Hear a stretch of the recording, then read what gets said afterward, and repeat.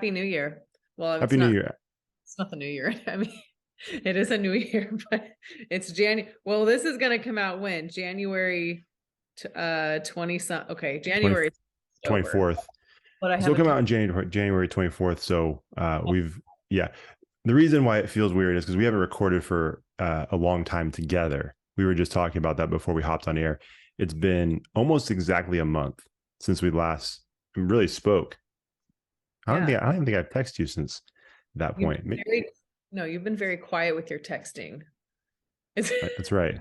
I'm trying to be respectful of your time and I your haven't break. heard from you. What's that? I haven't heard much. I was getting a little worried. But Were then you getting, I don't know. were you really getting worried?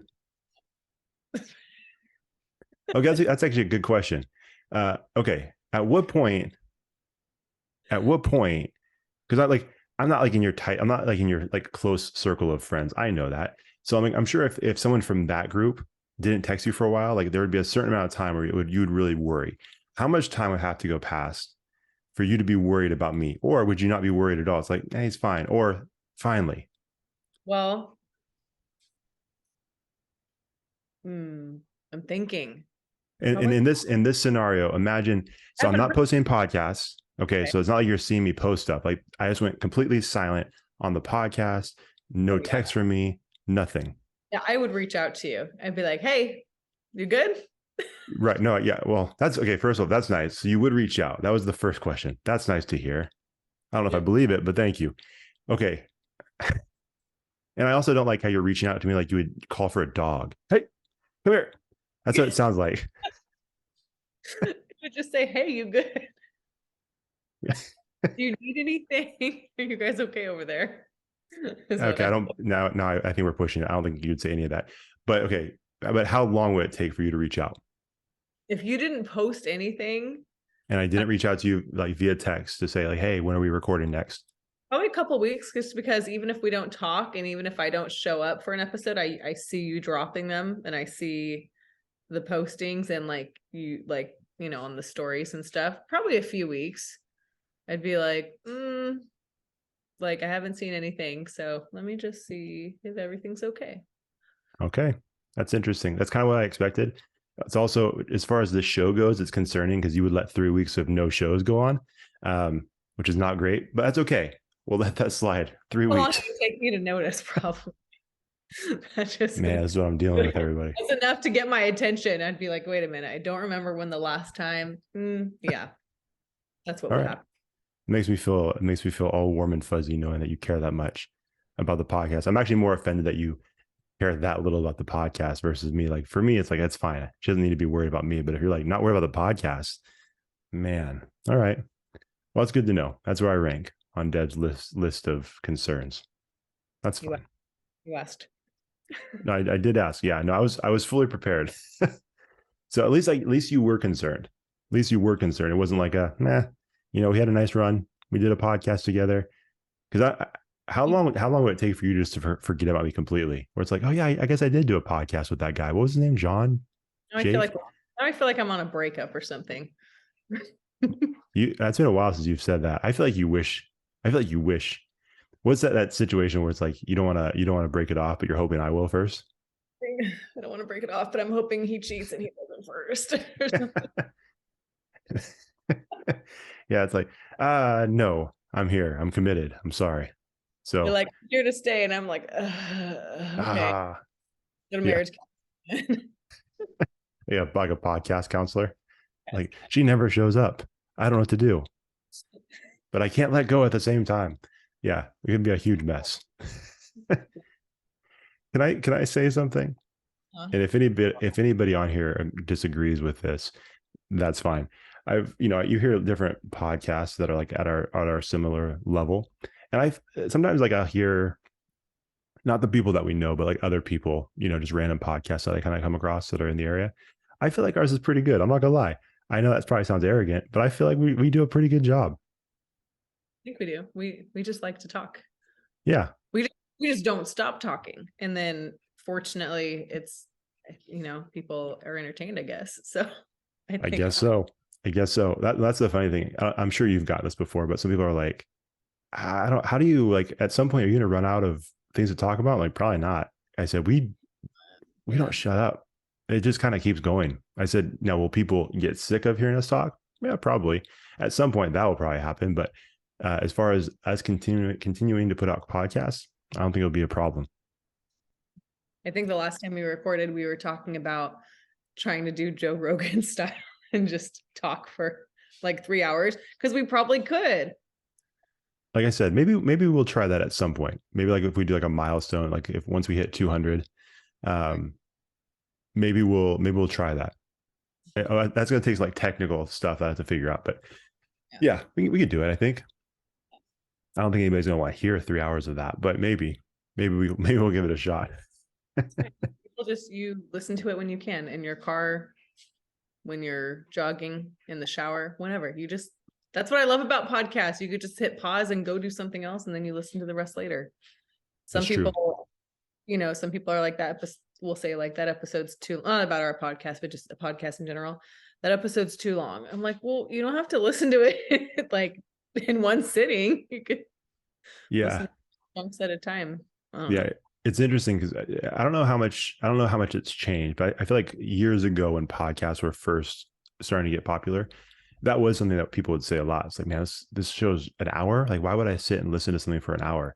And they're like, give me something that's 15 minutes. Like, and for me personally, like 15 minutes, that's barely anything. Why would I listen to something for 15 minutes? So it's interesting because I feel like things have changed. Where now, like you said, you have someone that has really interesting guests on, like Joe Rogan or some of these other podcasters that can do it for anywhere between an hour and a half to 3 hours. Sometimes for Rogan, it's like 4 hours, and it's like, man, it's crazy how much it's changed. You know? I appreciate the long episodes of podcasts I listen to because I commute. I mean, who doesn't commute to work or whatever? I don't know. But like my commute is about 20-ish minutes there, 20-ish minutes back. Yeah, So I'd like to have, so that's 40 minutes already in a day if I'm not talking to someone on the phone and I'm just wanting to listen to a podcast. So if they're too short, sometimes I'm like, well, I've listened to all of my top whatever pod, like, and I'm just like shuffling through what else to listen to. So I appreciate the long ones. yeah. No, I'm with you. I'm with you. And like I said, I think especially from this side of it too, from doing the podcast thing as long as we have, I think I appreciate it even more because that wouldn't be easy. What's really impressive too is there's some people, especially like in the sports world, that will do like a 2 hour show by themselves, which is wild. Like I don't even know how they do that. They don't necessarily have a guest on the whole time. They're just doing 2 hours of talking by themselves. Like that's impressive. I don't know how they do that. Yeah. Yeah, that is because, well, and even I've tried it. I've done it on here and on I'm Not Here to Judge. I don't remember how long mine was on the Connectable one, but I think on Not Here to Judge, I think I just did it for like 20, 30 minutes top. Like, I I think that's what it was. Yeah. think that's, and I'm just, if I'm not having a back and forth, I do eventually run out of things to say because as much as I love talking, I actually would rather listen and just like take in what you're saying and then like, and then Sure. respond. But I can't just talk without any, I don't know. It, I can talk, but there needs to be a back like and forth. stimulus. Yeah, something. It's got to be a ping pong match or a tennis match. It can't just be what wall ball or like was it? I don't know. Whatever sport you throw a ball against the wall and you know play by yourself. I don't know. Something. The analogy ran its course. I couldn't go any further than that. But Anymore? No. yeah, You know, I do know a few guys that I've been on dates with that will do great at talking the whole time for 2 hours without catching a breath. now So are you? I'm not. All right. Well, so okay. Since we're talking about that, now do you think I can't remember if we talked about this before, but obviously I'm not. We've talked about this. I've said this before. I'm not well versed in that world, um, just because of my relationship with my wife and how long we've known each other. Like I'm just not. It's not something I'm familiar with. But just human interaction, conversations. I'm wondering in those situations, how often do you find that when you're talking to a guy or when a guy's talking at you, right, in this situation, do you think it's nervousness? Do you think it's just a narcissistic person that just, you know, loves hearing themselves talk? Do you think it's someone who's just unaware that they're talking that much? Like, or do you think, has it been different multiple times? Well, first of all, I'm you fortunately have not entered the dating world that is of the online today. So congratulations. So no online dating for you. You dodged that bullet. Shout out to Rachel. Yeah. Yeah, her too. But I don't know. I think it's a combination of a lot of things. I mean, everyone's different. Like their personality's different. Sometimes people are nervous to go on dates and to just that could be their nervous tick is talking a lot. Sure. I'm trying to think of what my nervous tick is. I don't know. I don't know if I have one. Ooh, hold on. I've done a lot of podcasts with you. Let me think about that. Because I feel like I find something. Talk with my hands a lot, but that's just I think that's normal. Yeah, Oh, I do too. well, I think if I get really excited or nervous and I'm talking with my hands, then I freaking start knocking cups off the table and I like a fork goes flying if I'm at dinner. Like I start to get sloppy and it doesn't have anything to do with what I've been drinking. I just like naturally, I just get like messy and I just need Yeah, to like put my hands in my lap and hold still. So interesting. think I just kind of like squirm around, like move a lot if I'm like excited or nervous, I think. I don't know. Yeah, it makes sense. Speaking of sloppy, you probably can't see it on here. I had some chicken with some red sauce on it today for lunch and hit my white shirt. Of course, it was Nice. going to happen. Red sauce, white shirt. It was a dumb move. And then later, one of my daughters was having a smoothie, and we were like playing around, and some of it got on my arm and my back. So this white shirt is bad luck, apparently. I'm not a sloppy eater, but it's just been a magnet for stuff. There's also like this weird stain. I'm not sure what it is down below. It's a bunch of stuff going on here. So when you said sloppy, I understand that because my shirt is basically a bib right now. Yeah. I mean, you have kids, so you got to pass. You Yeah, haven't. but two of the three weren't them, so that's the problem. You know what I mean? I would normally take that pass, but when all of the stains were them, it's like I got kids. Two of the three were me, so I can't even blame them for it this time. There was I think last week at work, and one day I was drinking a smoothie, and one of my coworkers, she was telling me something, and then she was laughing, and she got too close to me, and she knocked my smoothie not out of my hand, but just kind of knocked it. So it was like a chocolate kind of smoothie, Sure. so all over my leggings. And I'm Oh, like in my lap. I'm like, oh, and she like ran to go help me, clean and get some paper towels. And then later that day at lunch, I knocked over I forget what I was eating for lunch, but it was liquidy enough all over my other coworker's lap. And so I'm done for today. I don't even understand what's going just on. I'm accident prone. all done. Yeah. Yeah, just wrap yourself in bubble wrap and just hope you make it home safely. That sounds like a rough day. Exactly. So anyway, I think that I don't know. So going back to your question of if a Yeah, guy so sorry to interrupt you, but I'm so not you don't give out unless you can't give out specific examples, which that's never really stopped you before. So I'm okay, I don't talk to them anymore. It's fine. They don't know. They probably don't. perfect. It's okay. That's fine. Okay, so in your situation, so not so much general, like this a general idea, but like when you're looking at the specific dates you've been on where they've talked a lot, what would you guess it is? Do you think for some of them it is the nervousness, or would you say some of them are just love hearing themselves talk and just aren't aware? I think it's the self-awareness. I think That's they just tough. care.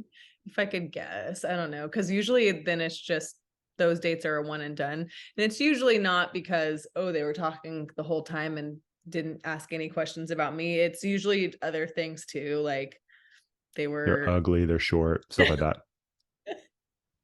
yeah, I could bench them. Um, I could put you on my back and squat you. Just Can you kidding. imagine? Hey, you just like lay on the table. It's like, come over here. You just start bench pressing him on the table. It's like, what is going on here? Yeah, And I they don't just throw him off. know. Yeah, right. Yeah. What if you picked him up by the back of the shirt like luggage and just carried him out of the restaurant? It's like, I think we're done, buddy. Let's go. You just cut their balls off while I'm at it. It's just like Whoa, whoa, what? What? Whoa, whoa. figuratively, Josh, figuratively. I don't Not think so. That's how. Oh, no, hold on. You can't get a pass on that because I was talking about physically picking this guy up, bench pressing him. And so I of course, know.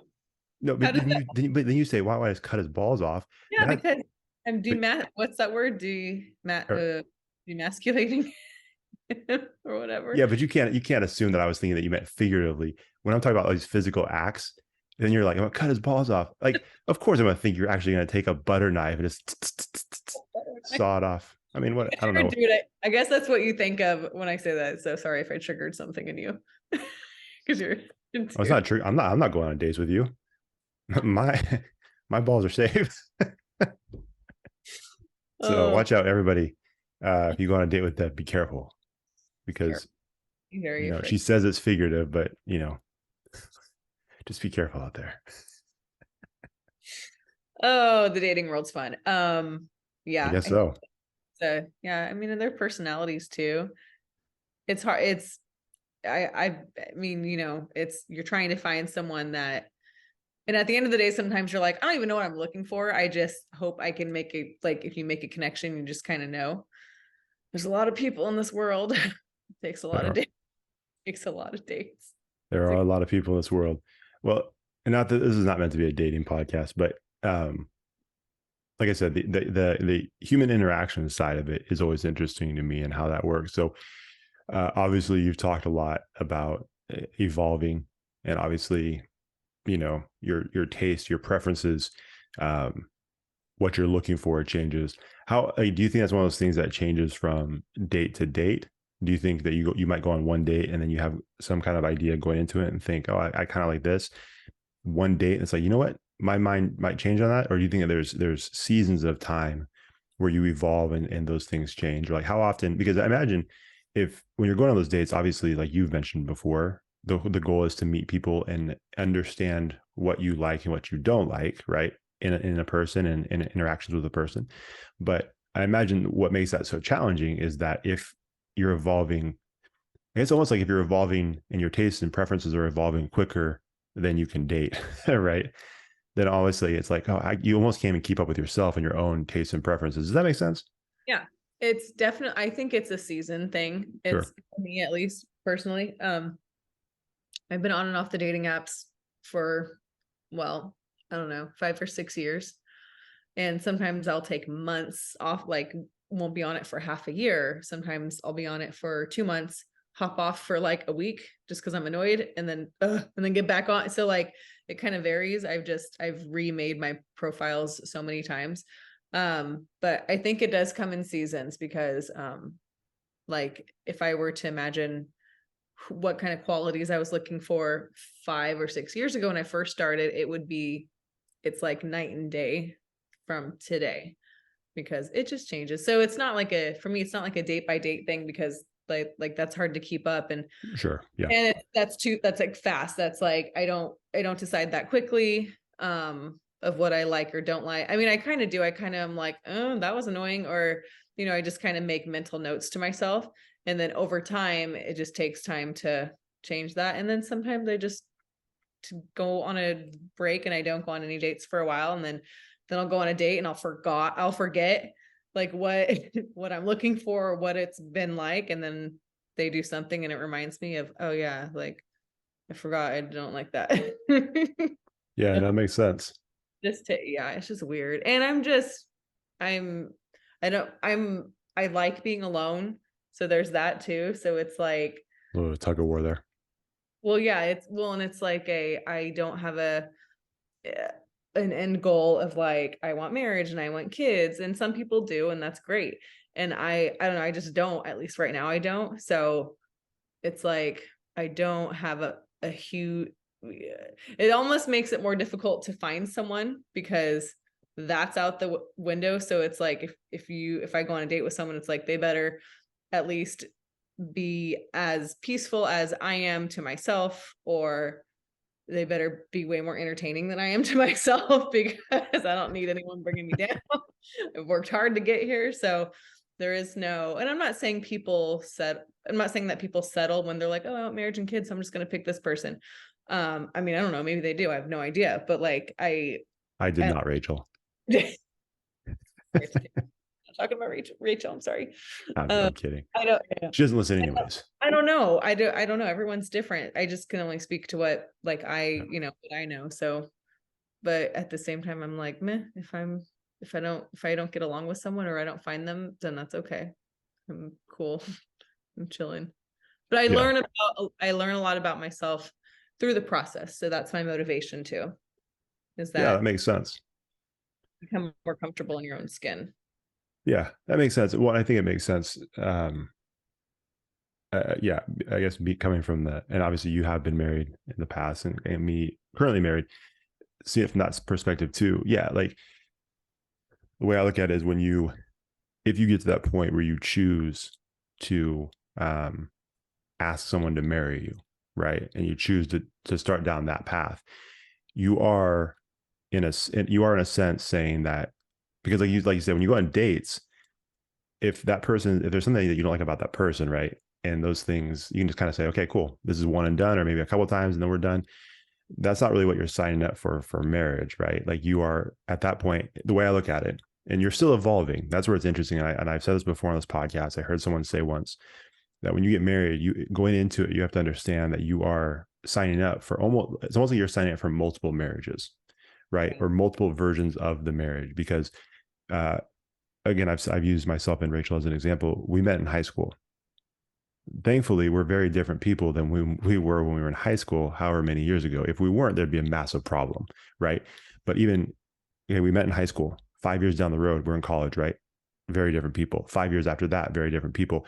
And so I think if you don't understand that, and if you're not, when you make that step, I think you are accepting the fact that this is part of it, right? And you're accepting the different, evolutions of that person, and you're kind of signing up for that roller coaster of a ride.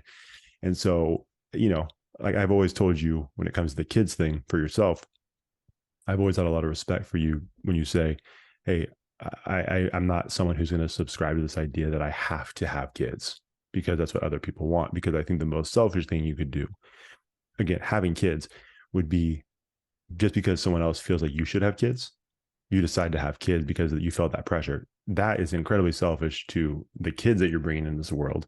Because there's only, like, not that you wouldn't love them or be a great parent, but like it's not done from the right intention, right? Like it's done from pressure from someone else. And so the fact that you're willing to say, I'm not going to do it, like I've always had a lot of respect when you say that. And same thing for the marriage thing too, right? Someone could just be like, well, that's what you're supposed to do. Well, maybe not. Maybe not. You know what I mean? It's like, because like you said, when you get to that point, and it just kind of depends on the person. Some people want to make that decision to, I'm going to stay with this person, and I'm going to evolve with this person as they evolve, and hopefully they're going to evolve with me. And some people may not want to do that. And that's not a problem, I don't think. Yeah. Yeah, no, that's a good point, to want to evolve with each other, because yeah, I agree. And even some of my past relationships, like, I evolved, and I'm not saying they didn't, but we definitely did not get along as we were evolving. And so it's almost like, we're growing, we're doing these different things. And then this person sees me and is wondering why I'm not the same person they, when they first met me, which was, and I'm thinking, I'm like, that's a long time ago, like we're going to change. And so, Right. yeah, you're right. You can't just, sign up to the idea of who, if you're meeting someone who that person is right now, they're always going to be that way. So I'm going to be with them, I mean, I Yeah. think, well, and I think, and that sounds weird. It's like, doesn't make sense, but it's, you meet someone and you're like, they're perfect the way they are. I like them just like that. That's cool. But like you said, mostly everyone's going to evolve. And I want to be with someone who is going to evolve and wants to evolve too. So if you're ready for that, then Right. that's for that change. Cause Yeah. Well, I think there's also, again, like I said, that was a really helpful advice that I heard. That was actually from my favorite. We've had him on the show before, Show Baraka. He's said that before. yeah, My favorite rapper, and so he's talked about that on podcasts before. And that was something I heard prior to marriage, and that really helped me going into marriage and throughout marriage, because I think it's just really helpful advice. Because, like you said, it's not realistic to expect you to meet someone, and then 10 years, 15 years down the road, expect them to be the exact same person. It's not humanly possible. It's not going to happen. Now, I think there's certain things that you can hope and expect to be the same. Like, for example, a person's character, right? I would hope that no matter what stage of life you're in, that your character and your integrity would remain the same, right? Like that's one of those things that, like, if there's massive changes in that, then maybe unless you get better, unless you have more character and more integrity, right? But if you start like making bad decisions, or you start, I mean, like if you really start making some bad character decisions, Mhm. that would look a little bit different. But like, hopefully the person that you're getting involved with, you see those things and those things remain the same. It's like a steady thread throughout the entire relationship. But when it comes to other things, like for example, like I don't know, if they all of a sudden want to change their career, right? And they have a, say they have a job that makes a lot of money, and they lose their passion for it. And then they say, hey, I want to do this instead. I want to become a teacher. A lot more stress, less money. And they're like, wait a minute, hold on. And then, right, then that there's this financial stuff that starts happening. The amount of stress you're bringing into the house starts changing. And then that's not something about their character, but it is a major life change that could potentially cause some issues. And so if you're not willing and ready to evolve with that person and be supportive as they're evolving, it's not going to work. And I say that, almost 7 years into marriage, so I understand people that have been married for way longer. It's like, that's stupid. It might be. I'm learning, but I think the basic idea or principle of that is true. And I think the moment that you are not understanding of the other person's ability to evolve into a different person, or help them, or if they're growing and you're not willing to support them in that, I think that's where the problems start coming. That was good. This should just be a marriage and dating episode. Maybe we should have saved this for Valentine's Day. Right. Or I could just tell all my horror stories of all that stuff, and then you can ask me questions. That could be a Valentine's episode. It's not bad too. We could do that. No, I like that. I mean, yeah, you have to be ready for all that. If there's a change in what you want to do with your career, or if something you want to try, and yeah, it's a lot. And I'm always changing my mind and like what I want to try, new things and different things I want to do and be social and get into. And so I'm like, as I navigate the dating world, I like to give the person a heads up. Okay, I do this, and like, here are all my activities I do, here are all the things that I do. Wait, hold And on. sometimes, Time out. Be honest, do you include the podcast in that? yes, I do. Do you And include our podcast? You're just like, I do this podcast, not yeah, here to judge. not here to judge. That's it. Yeah. That's it. One. No, that is actually like the most like talked about sometimes as soon as I Oh, mention podcast. I think I was like, hold up. They're like, wait a minute, hold on. What? What? I'm Yeah. not going to get involved with this nonsense. I'm very sorry. If They're that's the like, case, just cut the podcast off. yeah. No. No, but like I just, I'm involved in all these things. And so sometimes while I'm dating, I'm like, do I even have time today? Am I gonna like, but then at the end of the day, I'm thinking, well, I think if I meet someone who I connect with, hopefully, hopefully they're just as busy or likes that I do a lot of things. And and so that part's hard too, just because I'm already so deep into like the social part of my life and my career, and trying new things for like a secondary career. And this, I just have, there's a lot that I'm doing. So when I'm going on dates, I look for someone who also has a lot going on too, because Sure. I'm not going to be able to be like at your beck and call. That's going to not be good for either of us. Yeah. Which that's interesting too, right? Because I'm sure I know a ton of people, and I'm sure you know a ton of people that have different degrees of connection with each other. And connection is not the right word.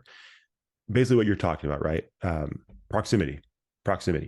So some people, you look at them, it's like, I mean, they literally might be cuffed together. Like, someone should check, because they might have handcuffs that are just holding them together all the time, because I've never seen them apart. And then you have other people, it's like, dang, I don't know, are they still together? I've never seen them. You know what I mean? Do they ever do anything together? And then you have, everybody in between. And it's interesting because, as like for me and for Rachel, like, we have our own jobs, we do different things, and obviously we have kids, so we're doing a lot together, and we enjoy being together and all that. But there's other things that we do separately, and I think we found a nice balance between the two things, right? And so we might look at a situation when we see people doing everything together all the time, like, dang, really? That seems like a lot. Like, I love you, but that would be weird, right? But then for them, it really works, right? And then for other people, like I said, I've never seen you guys together. Like, I know on Facebook or Instagram, it technically says you guys are in a relationship, but if that's the one thing that's holding it together, I don't know. But that works for them, right? And so it's just interesting how there's the varying degrees of proximity that works for certain people. And so I think it makes sense what you're saying. Like, you kind of like chuckled when you said, like, hopefully they're just as busy. But like, I think that's a real thing though, because I think, I mean, I feel like you've talked about this on a podcast before, but I think for me personally, I think you would agree, it would be bizarre if you had all this stuff going on and the person was just constantly trying to tag along, or constantly. I have a problem with like needy. I've said this before, and I apologize if you feel like I'm talking to anybody that listens to this podcast, but like, neediness is not meant to be sexist, but like, especially as a guy, seems very bizarre to me. Now, maybe it's because I didn't grow up that way. My parents were not that way, but like, seeing a guy who's just really needy is weird to me. Is that bad to say? I don't know. Yeah. No, yeah, and I'm the same. I grew up, I mean, my parents, we were just always in activities, me and my sister. Like, I can't think of a time where I was like bored like that. Like, Yeah. we were super busy. But my parents, there's, no one was needy. My sister and I weren't needy with each other or with my parents. We were pretty independent. Besides, basic needs being met, of course, as all children need They their fed needs. you. Yeah. Fed me. Yeah. Drove me to my games until I could drive myself. Yeah, I didn't grow up around that. And so, yeah, if, yeah, I've been in, on some dates or in, some short-term relationships where, there was that neediness there. It's just like, it can be super overwhelming, especially if I don't have the time that they want from me. And it's like, well, maybe they need to go be with someone who does have all that, more time and like wants to pay attention to them more. So it took me a while to realize that, because for a while I was like, am I just like not doing this correctly? Don't know how to be a girlfriend, because like, I just can't. Like, I need to do my own thing. To be honest, I'm not a huge phone talker either. Sometimes I'm just exhausted and I just send you a quick text like, hey, talk to you tomorrow, good night, or whatever. Just very simple. And I dated this guy one time that wanted to call me every single night, like at the end of the day. And I was Oh, yeah, I just like, I couldn't. And I that's say that. Sorry, I say that, but like I said before, some person might hear that and they're like, "Man, I wish." You know what I mean? yeah. Well, yeah, that's what I'm saying. Like, some people are like, oh, I would love that. Yeah. Cool. I just, so I'm like, am I being a bitch? Like, is this like, am I being, so I'd have to ask my friends, like, I'm getting annoyed. And they're like, why? And I'm like, let's talk on the phone every night. And they're like, well, yeah, you're exhausted. Like, no wonder you're annoyed. Can you just tell him that so that he knows, not like that you're like, not, Yeah. oh my God. So one time, Oh, I hate to say, hey, hold on.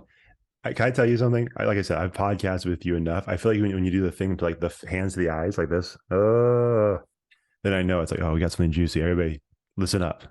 I one time was, and me and this guy, we were just kind of getting to know each other. I don't even know if we were like dating, but we were just talking a lot. Um, and he was one of the ones that like he liked to talk on the phone. um I don't know what time it was, and I was laying in bed and I had my phone on speakerphone, and I'm sitting up in bed at first and we're talking and he's talking and I think I'm multitasking, and then the night goes on and goes on and I start declining my bed, or reclining my bed down like as he's talking, because I'm like, I'm getting sleepy, and I just put my bed all the way down so it's flat, and I remember rolling over on my side telling myself, don't fall asleep. Don't fall asleep. Yeah, I fell asleep. 100%. I woke up to the phone ringing, and You thought you died. So he hung up. He must have like said, stop, he must have asked Call me. 911. But here's the thing is like he was one of he and this guy, like I'll never say his name. I won't say, I can't say anything bad about him. Like he was really cool, really nice, but he was also a talker. And so he talked so much. I Yeah, don't know. I think I just fell asleep and I woke up to the phone, my phone ringing. And he's like, "Oh, you must have fallen asleep." And I said, "Yep, I did. Okay, I'll talk to you tomorrow. I'm going back to bed." So I've literally fallen asleep with that's someone awesome. talking the whole time on the phone. And it's like, you need to ask me questions to keep me awake and involved if you want to talk to me on the phone. You can't just talk the whole time. So that's what happened. It was like listening to a podcast and I fell asleep. That's tough. Yeah, you just forget. You just kind of zone out and forget that it's not a podcast. It's like, yeah, I can finish this up tomorrow. That Yeah. would be tough. Yeah. Yeah, I'm sure people have gone through that before. That was just the first time that I've actually fallen. And again, that's just at the end of the night. I'm done. Like all sure. done. After we wrap this up, like I'm taking a shower and going to bed. Like I can't, Right. I'm done social for the day. So that's yeah. But anyway, that being said, just yeah, everyone's different with their needs and what they want met and with the conversations and different things. So I definitely can't do needy because I just don't have time. It's tough. Well, yeah, it does. It like I said, there's certain Lego pieces that don't fit together, and so that that would probably be one of them. Like it doesn't make sense. Yeah. If you have someone that's more independent and someone who is, just needy, it's a tough mix. It's not fun for anybody, right? Like even we're talking about just from the perspective of the person who needs a little space. But you think about it for the person that's the needy one who needs that interaction. It's like they're constantly chasing you, like, come back, stop running away from me. You know what I mean? It's like that would be frustrating for them too. As weird as that is for me, if I try to put myself in their shoes, like that would be a frustrating thing too, because you are hoping for more interaction than you're getting. And so I can imagine that would be a challenging thing. I'm not gonna just sit here and make fun of that person. So I can imagine it would be challenging. Yeah. Yeah. For not a lose-lose for both people. So Right. I've learned to be okay with how busy I am and to gravitate towards someone who is also okay with that. And yeah, everyone's different. Everybody's different. I've said this before. Any guy who's listening, I'm giving you the blueprint. If you can't figure this puzzle out, I don't know how to help you. We're giving you the answers to the test If they every wait, single week. if they wait too long, I'm just going to evolve within these next few weeks. And my mind, I'm I not know going you're to. already a week behind at this point. This conversation happened last week. You got to figure it out. Exactly. Yeah. No. Um. Yeah. I don't know. I didn't. Yeah. Look at us. I didn't know we were going to talk about marriage and dating. I'm so proud of us. I Look. It's like my girls' podcast, Girls Gotta Eat. This is the stuff they talk about. But they say the F word like 20,000 times. when And they talk about uh, they say way more worse things than cut off your blowjobs and yeah, there you go. We'll finger. avoid that stuff. Not really our podcast. we'll, let them, we'll let them do that. Yeah, yeah. Well, yeah. It's weird. On and I don't know if I don't know how often you use like the captions on reels or your stories, but they censor words for you. Did you know that? Yes. It's Yeah. weird because I was Yeah. looking at, I forgot what, I don't know. We said something. No, I said something. I didn't even swear. Yeah. Um, but it thought I did. No, I said crap. It's going to cut this part. And so when I watched it for, typos, I saw just like the exclamation point, pound sign, all that stuff. Like, wait a minute, what did I say? And then it was like, crap, like, all right, that's interesting. And so, yeah, Yeah. it just bleeps it out. So I always feel weird because people are going to think like, oh, why did he do that? I did not do that. I personally don't care, but Instagram does. They're like, I shut it love it. down. They're like, Josh, all you said was crap. Why are you Yeah, it's like bleeping it Josh has a dirty mouth. So he had to rein him in. Yeah, it's just funny. Yeah, I didn't realize it did that. But um what was it? Yeah, I was not expecting this to turn into a out? marriage and Marriage dating advice. podcast.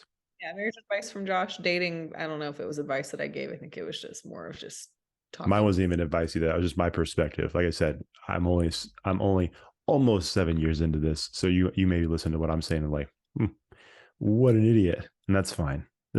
We hop on this podcast just to share our thoughts, Exactly. create conversation through relatable, no, create connections through relatable conversation. Drop the ball there. Messed up our slogan. How dare I you? did. I'm not even going to take criticism from you, Miss Deborah McCollum, because uh, I'm here more often than you are. So I can say whatever I want. I was saying before we hit record that this is my first time being on in this whole month because not because I canceled or because I didn't want to show up. One of them was rescheduled, right? And I couldn't make it to the newly scheduled date. And then the week before, yeah, you're falling asleep, but I have to just cover myself because I said that I would, my New Year's resolution was that I'd be here for every episode or as many as I could. But the week before was my back to school night, so I couldn't be at that one. What else did I miss? Is that it? I just missed two. Yeah. Yeah. So you missed, we were supposed to record one together, but something came up for me. Oh, is that what it was? Yeah. And so I couldn't do, can't remember. This doesn't matter. No one cares about this. No one cares. But we did have Miss Kira McKechnie on last week, who's awesome, a friend of ours from other podcasts, and she's always a great guest. So that was cool. But I yeah, wish I wish I had made it to that. Was that when I had back to school night? That was yeah, last. I wish I had yep. made it to that one though, because she was talking about teacher stuff and burnout and all that. It was Oh, one of the first things oh I told her before we man. started recording. I said, "Man, I'm bummed that Deb's not here tonight." And then we recorded, and I started making fun of you. So Of course you did. you Why? got to do it for the show. Got to do it for the show. Ironically, I was at work, but Right. uh, oh man, I would have gone off with her about all that stuff Oh yeah, I because have no doubt. I have no doubt. I have no doubt. poor John, you would have just been like in the background, just listening, like back and forth, like, yeah, okay, yeah, you go, girl. But like, Oh, I was prepped. I I was prepped for it. I was ready for it until I got the text from you saying that you had back to school night. I'm like, oh, all right, I got to switch it up a little bit. So I tried my best to answer good teacher questions.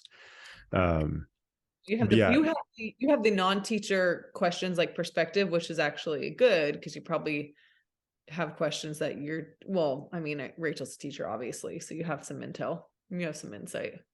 yeah, mine's probably a little bit different than a normal non teacher. But like I've always said, my questions and my thoughts have always been more, and obviously it's more challenging now. But like, how do you? For her, it was like, how do you maintain that passion, right? When there's so many things going against you. That's actually something I was going to ask you too, because you obviously share a lot of these thoughts from or about teachers and about schooling and all these different things. And obviously, like a lot of the stuff that you've shared kind of points out some of the challenges, right, or some of the obstacles that teachers face. So, you know, honestly, like if you want to hear that stuff and that perspective, like go follow Deb on Instagram because you share a lot of really good quotes and information about that. But I did want to ask you, like on the flip side of that, and I don't want that to sound like everything Deb posts about teaching is negative. That's not what I'm saying. But like, I mean, the reality is a lot of the stuff that you post is about the challenges that you guys are currently facing as teachers, right? And so on the flip side of that, like what is it? Because you hear this joke all the time. We've talked about it, you've shared this. Teachers don't make that much money compared to what you guys do. It's a really stressful job. You guys are dealing with every single day you are trying to teach human beings that are still at that developmental age where they're constantly changing and their mood is up and down and their behavior is up and down and all these different challenges, right? You're doing all this stuff and you hear people talk about some people actually quit, some people retire early, some people are like, I just can't do it anymore. Yet here you are still teaching. My wife is still teaching. My sister is still teaching. All these other people are still teaching. And it can't be for all the reasons I just mentioned. So, what is it? And this is, I almost suggested this is a completely different episode, but we'll just talk about it now. When it comes to like inspiration, right? Like there's motivation, inspiration. What is it that keeps you inspired as a teacher? Because we know all the negative stuff that's coming up against you, but like, what is it that it's like, despite all of those things, you're still like, I've still got to get out of bed and go do this job. Like, what is it?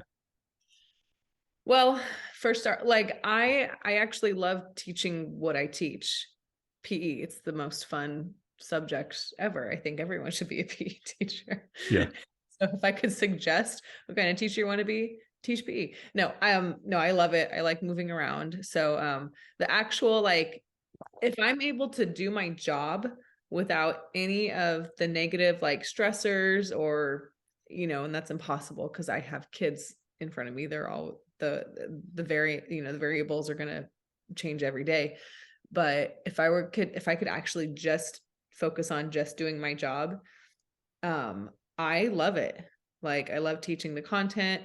I like that the kids get involved and they get up and they're moving and they're learning and they're doing things. Even if they hate it at first or don't want to do it, at the end of the day, when we start playing the, games in our units, like they're 99% of them are having a lot of fun and they're making friends in class because it's a social thing too, because they're up and talking to people like they have to. They're off their phones. We don't let them be on their phones. So that's the part that I love. And I love making the connections with kids. I love shit talking with them. They're so, and I have my level is teenagers. It's so fascinating. Like kindergartners. Shit talk to the kindergartners. But you suck. Run faster. Like, oh. I can't teach. I taught elementary PE for a hot minute and too much crying. I just couldn't. Yeah, sure. I'm like, I can't do this.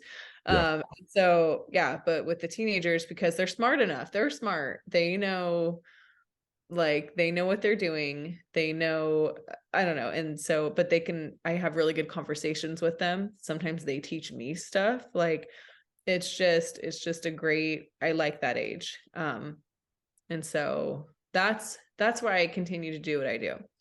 I want to make an impact. I know I can't save the world, but if I can just make a connection with a couple kids in each of my classes, that just makes it worth it. And to see them grow from their freshman year to their senior year, if they stay, a lot of kids move around and stuff.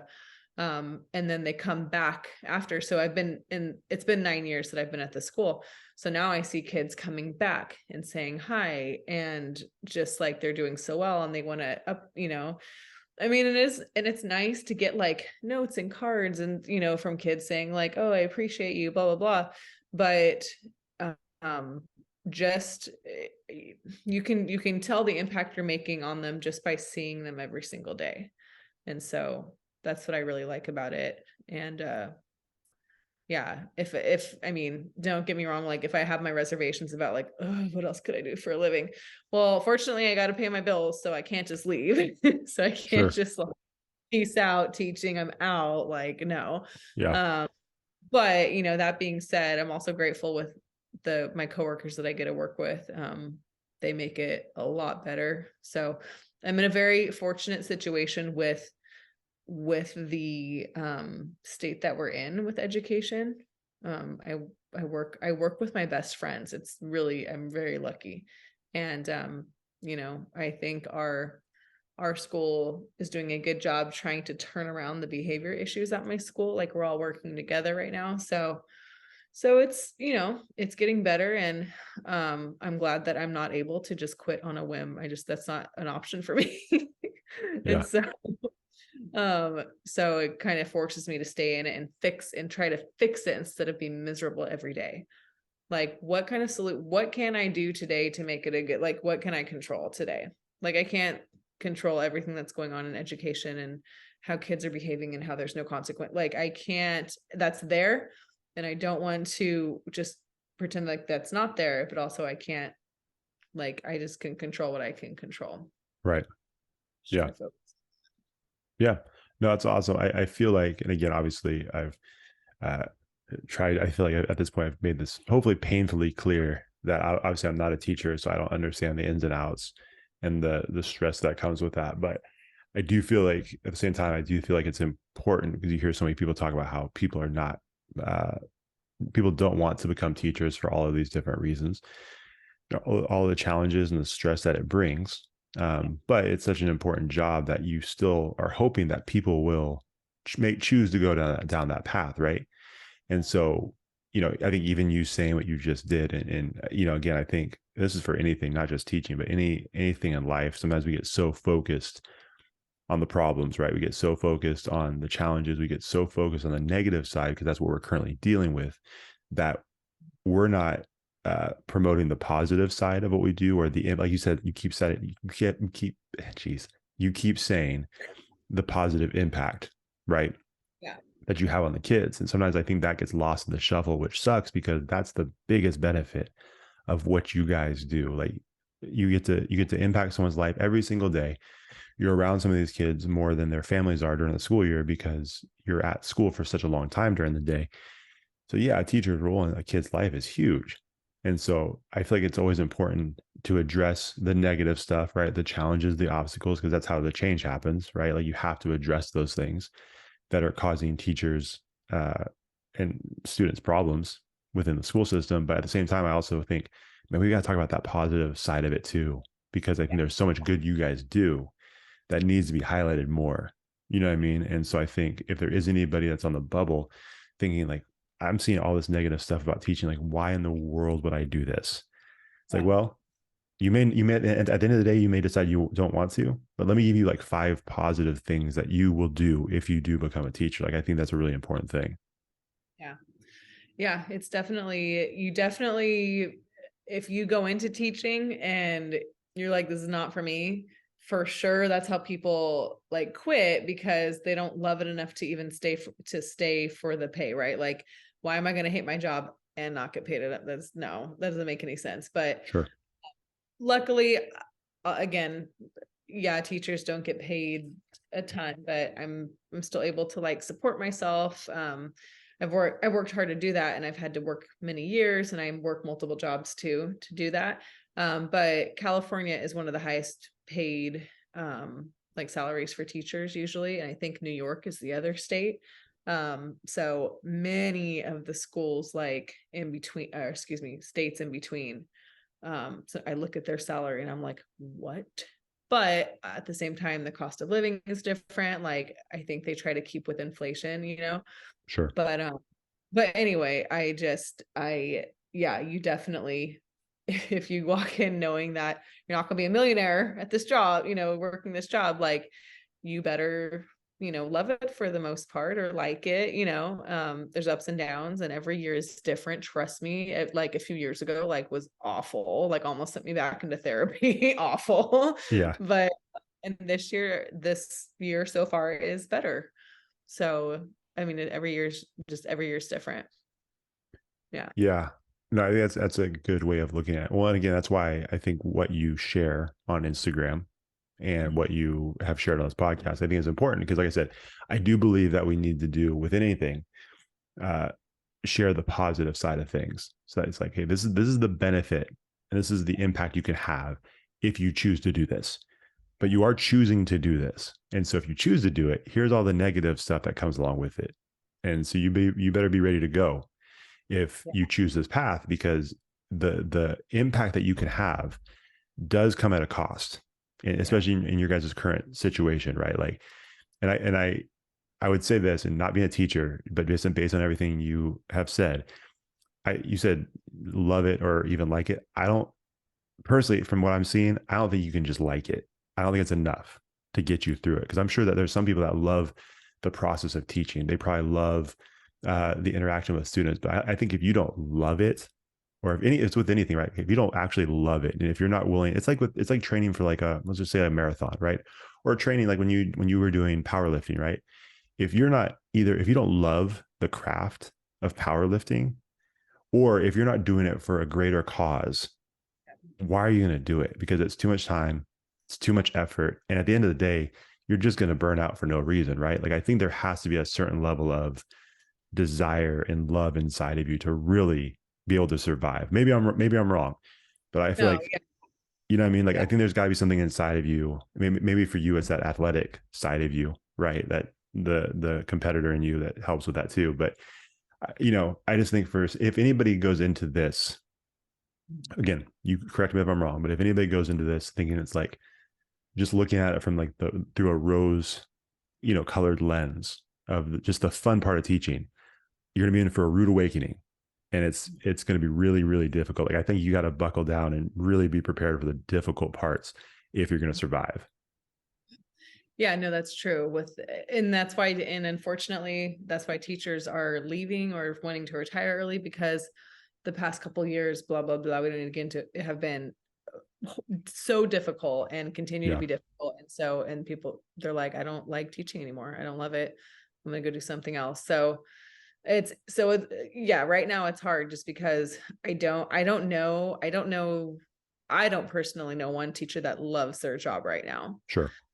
So it's like, what do?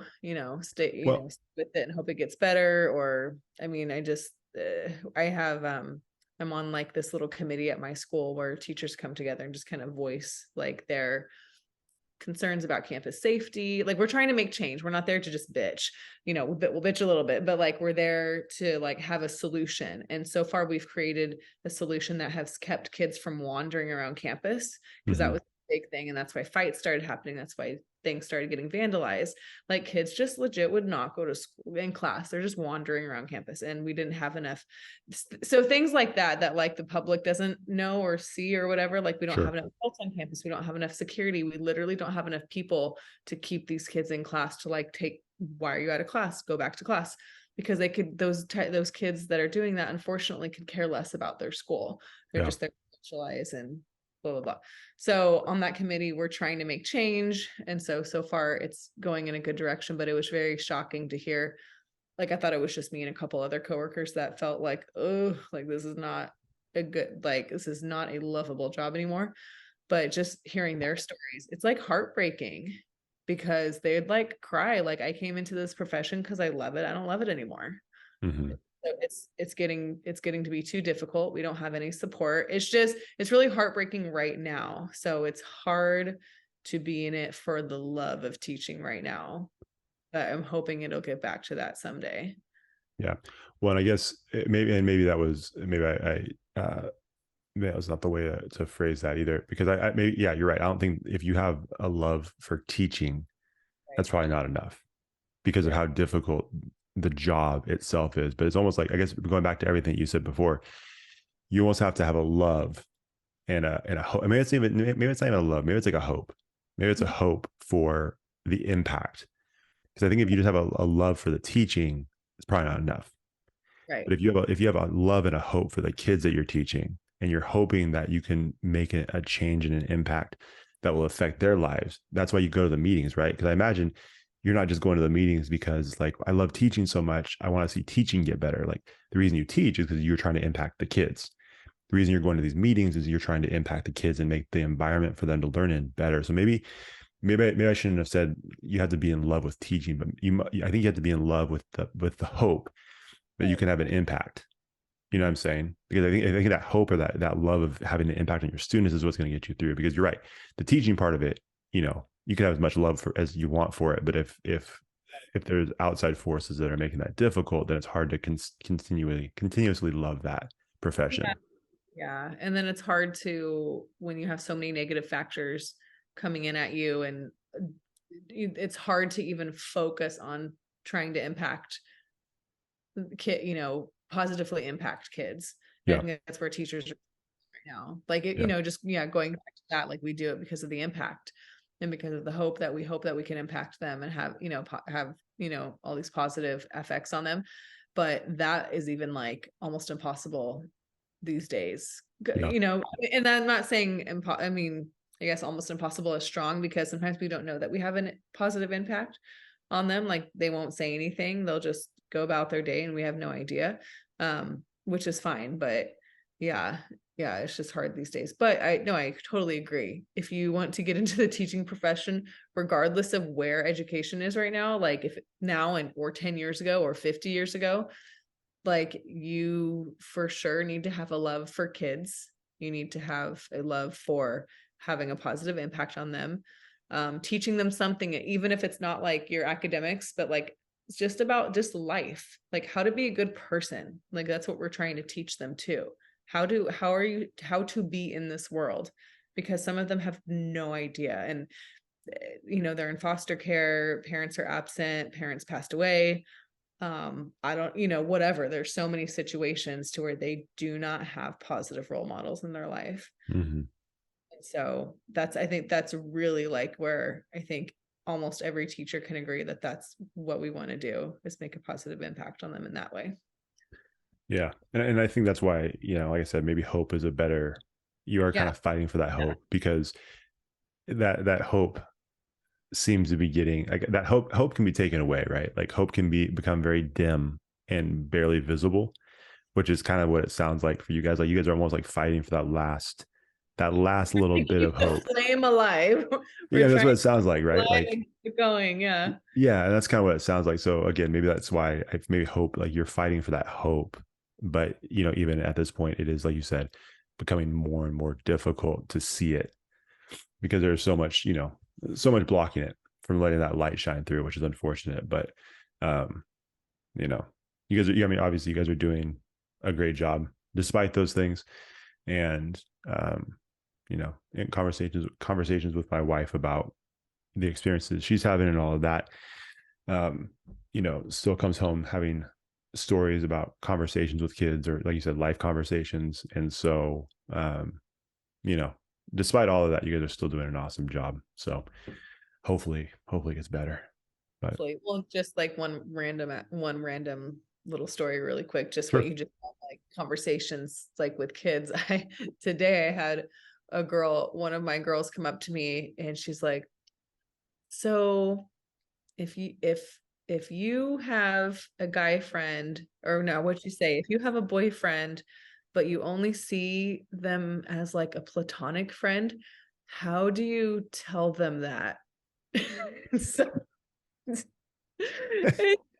That's funny. I'm like, yes, this is what I live for. Okay. And this You is have you how, heard my podcast? yeah, I Not think here I to said, judge. yeah, I don't know. And I keep it obviously like appropriate and, Sure.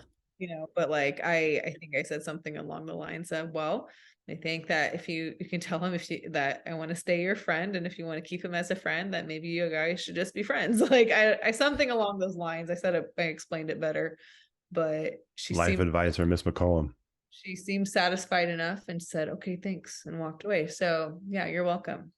Can you imagine if you got the guy come up to you? It's like, hey, so what do you do if a girl wants us to be platonic friends with you and she tells you that?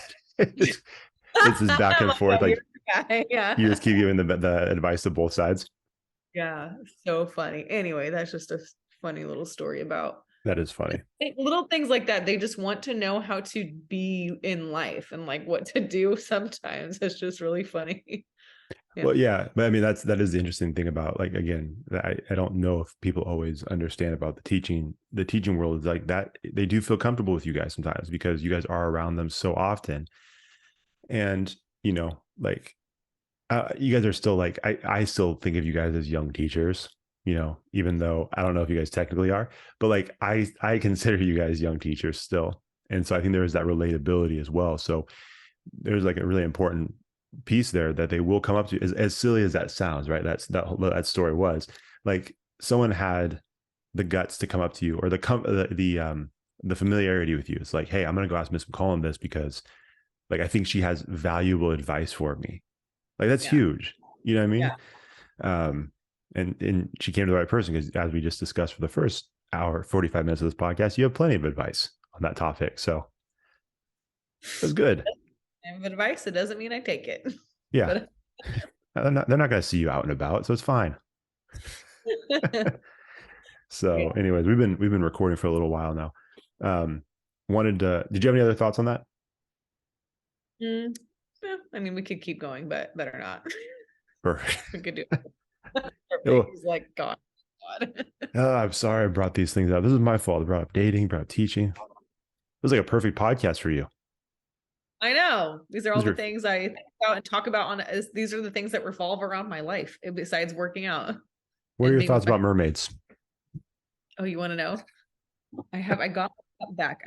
This cup was gone for a while. My mermaid Starbucks cup. I Oh left, no. I left it in my friend's car and she finally gave it back to me. So I wonder why. she's like, I don't want this. Yeah. She knew exactly there was a bunch of us in her car. She knew exactly whose cup this was. She Oh, texted me, she's 100, like, yeah, 100%. 100%. She's like, I have your cup. She just knew. I'm like, oh, Yeah, thanks. everybody knows. If I see some random mermaid thing, I'm assuming it's yours. You know what I Yeah. mean? So Yeah, you've made that mark on the mermaid community. So every once in a while, I do get those ads for that dive bar. Oh Uh, yeah. yeah, I see this, like I see the ad. No offense to any of you, but she's like, "I'm a professional mermaid." I'm like, "Really? Is that what you Trying want to put on LinkedIn?" I don't know trying about that. Just yeah. feels weird. Professional mermaid. Yeah, you get paid you get paid to just swim around and like act and be a mermaid. That's like every little girl's dream, Joshua. Like And drop a Joshua. All right, that's how it feels. That's how I know Deb's serious too. Talking about mermaids, like do not disrespect mermaids, Joshua. Anyways, yes, it's weird to me when I see that ad. It's like I'm a I can't get behind it. You can say you're an actress, actor, whatever you want to say, but professional mermaid. I'm like, all right, we've got lost in the sauce. I don't like this. I just want to swim around in one of those tanks just for funsies. Like I just want to wear a fin and swim around and make a fool of myself and just totally embarrass myself. I just want to do it one time. Just All one right, time. you think we can make that happen? I don't know. I don't know. I'll make some I'll calls. make some calls. They'll be like, "Oh, you're gonna pay us like $200 to like get in our tank." Oh no, I'm Oh, not. No, I'm not. Is there? No, I've never been to this place. Is there a way that you could get in the tank without? Is it pretty much locked down? the tank is above the bar, so Okay, you have to go somewhere upstairs, like within somewhere upstairs, and they drop down in the tank. So the tank is like floating. Like you can't.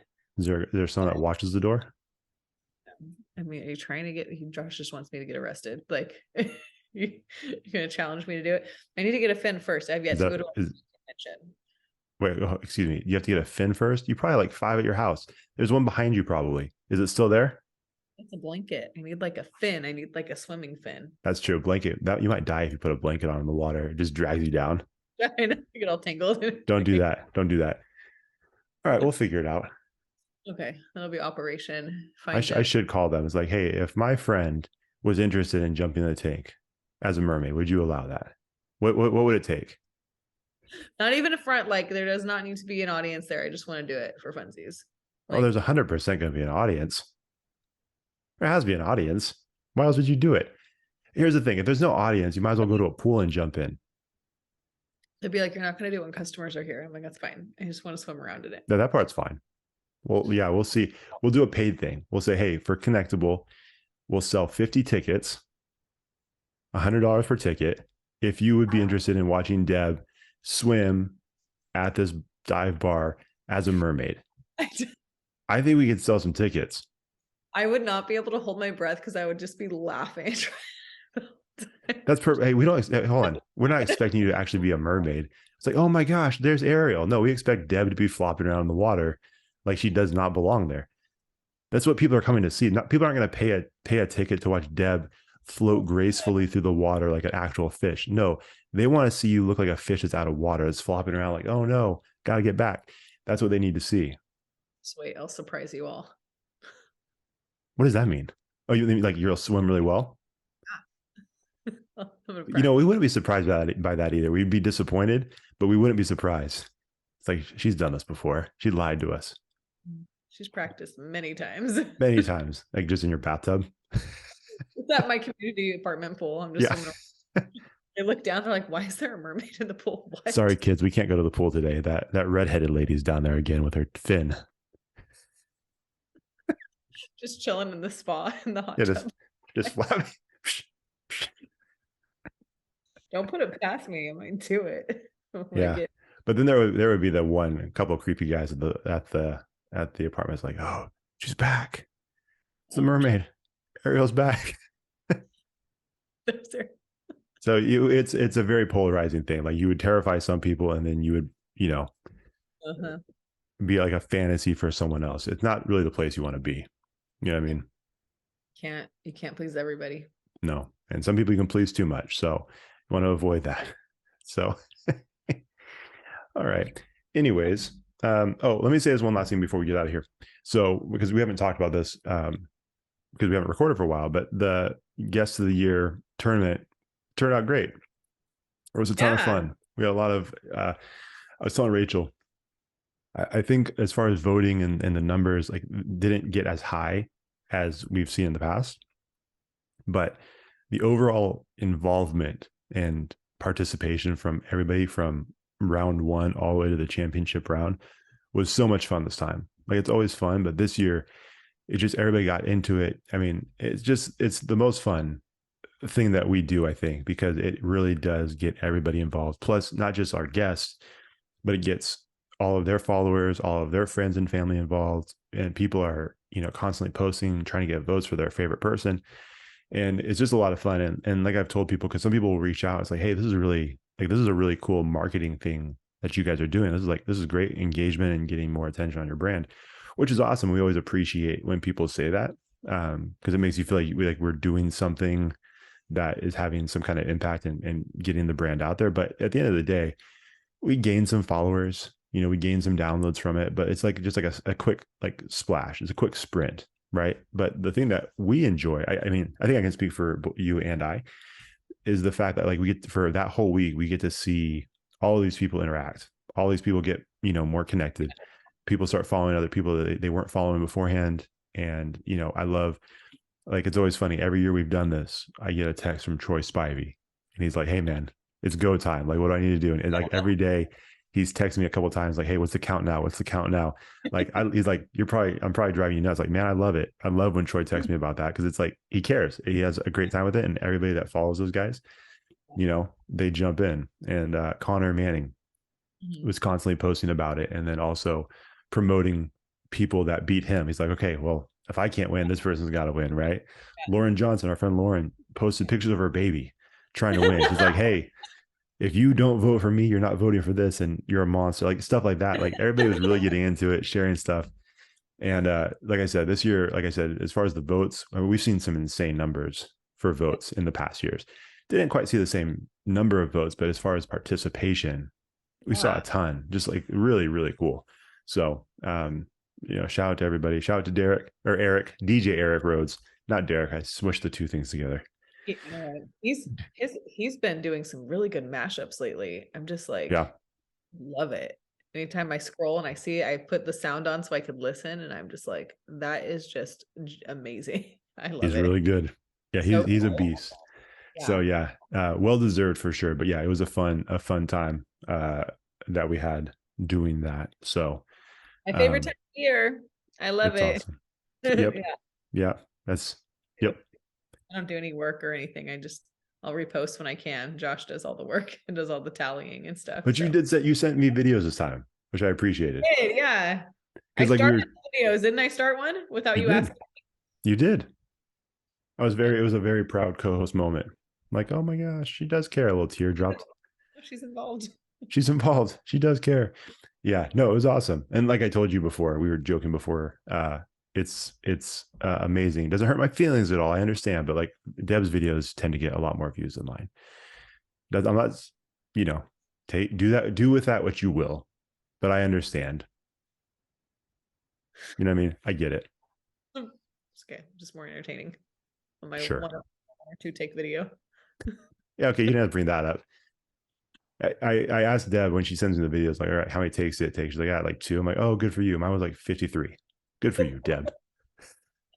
I think one of them I was at work and I literally had like 5 minutes to do it because I was like, oh, kids are gonna come in right now. And I think I just was like, that one was a one and done. I was like, that's gonna have to do.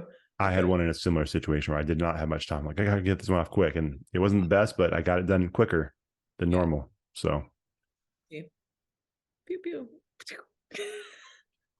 it's been a while. I know, we've done that All right. Okay. Debbie Mack, where can they follow us? You guys can follow us on, let's see if I get this right. It's been a month. Twitter at Connectable Pod, Instagram at Connectable Podcast, and on YouTube, we're on Facebook. We are on the TikTok at Connectable Podcast. And I think that I get them all. You got them all. Sweet. Nice. Nice. All right, cool. Well, that's it. Nice marriage / dating advice / teaching / I don't know what episode, however you want to call this episode. That's fun. I'm not sure yet. I might just go with the standard catching up. It's easier. Here's what we talked about. Yep. More than half the episode consists of marriage and dating, which we Yep. never talk about. At least like that. Back, we don't think we've had an episode where we go back and forth talking about marriage. Kind of, maybe a couple times. I don't know. I don't think so. I really don't think so. I think it's usually you sharing a dating story. I'll make a dumb comment here or there, and then we move on. I think that's pretty much how it goes. But yeah. So this is this was like a little bit of a catch up because, like I said, we haven't seen each other for quite a while or talked to each other for quite a while. So this is kind of just a random one, but I thought it was fun. So we will see you guys next week. And yeah. All right. It'll be February soon. It'll be February soon. Yep. So, yep. Enjoy the rest of January. A month closer to summer. I can't wait. Yeah, me too, for different reasons. So, all right, you guys. We'll see you next week. See ya. Thanks for watching the show. If you enjoyed that episode, make sure you like it, share it, and hit the subscribe button to get a new episode every week. We'll see you next time on the Connectable podcast.